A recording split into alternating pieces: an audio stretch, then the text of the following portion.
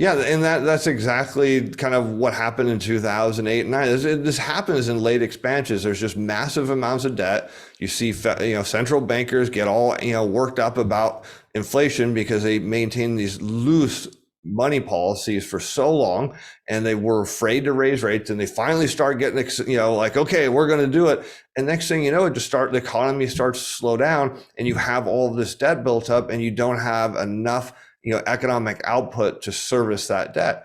And so, yeah, I see the same thing. I mean, you would think that perhaps the pandemic and all of this, free money that was dumped on taxpayers around the world, you could have been used for something good, perhaps paying down debt. And at first they did. And then they're like, hey, this money's not going to stop. And so they borrowed like crazy. And now, of course, what we're finding out is this wasn't the beginning of some, new bull market. It wasn't the beginning of a new expansion. Perhaps it was just the pandemic was just a blip in the midst of the fact that before the pandemic, the global economy was headed into recession.